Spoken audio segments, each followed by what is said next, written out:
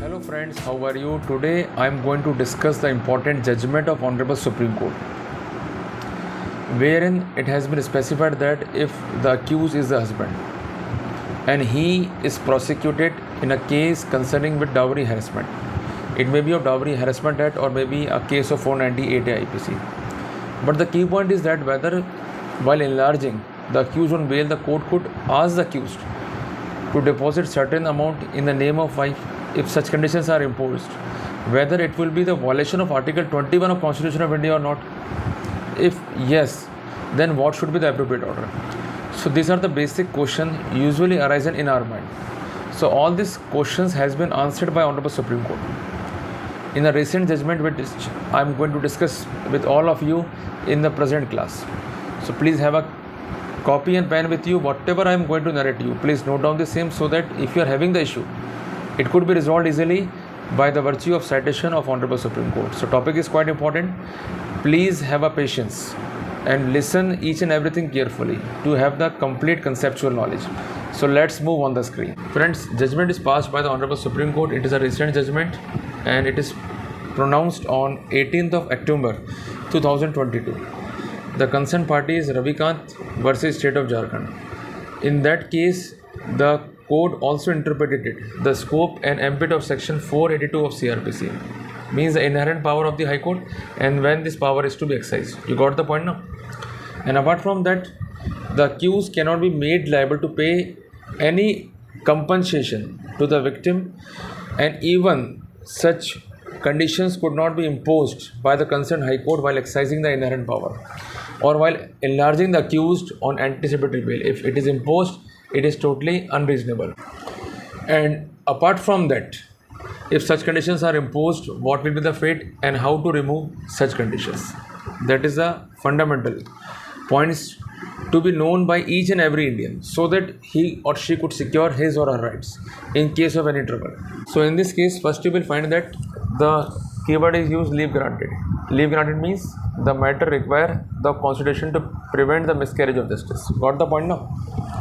In this case, the appeal has been filed by the appellant husband assailing the condition incorporated by the High Court while granting him anticipatory bail.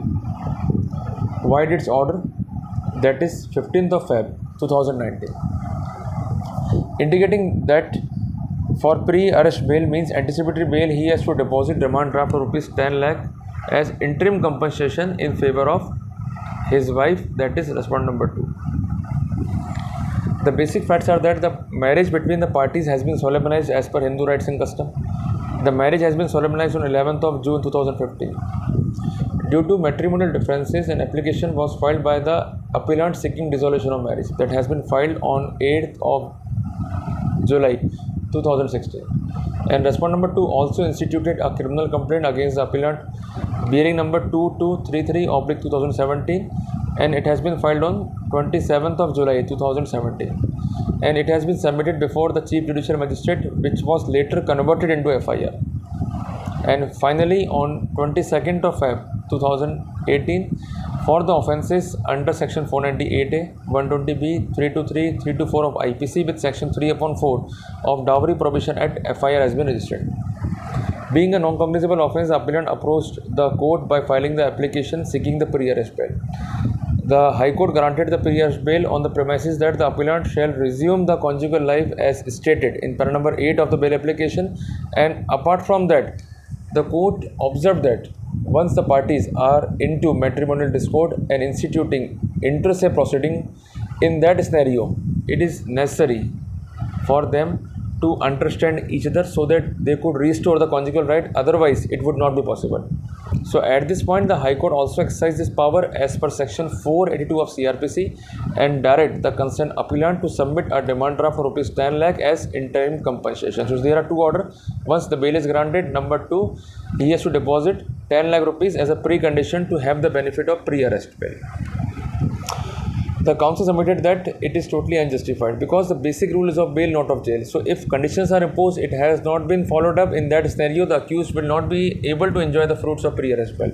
So the court, after hearing the concerned parties, is of view that we find no reasonable justification. That is very important for the High Court to call upon the appellant to submit a demand draft of rupees 10 lakh to avail the benefit of pre-arrest bail. In that scenario, the appellant plea stands allowed. An order passed by the High Court directing the appellant to deposit demand of rupees 10 lakh is hereby set aside, and finally the applications are disposed of with that direction.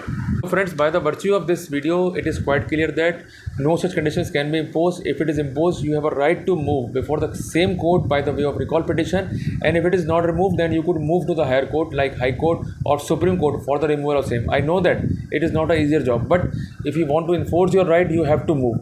If you cannot move, the opposite party will definitely prejudice you. So friends, it is an important topic. If it inter convinced you, please share this video. For such topic and updates, please follow my page and subscribe to my channel. See you in the next video. Till then, Jai Hind, Jai Bharat.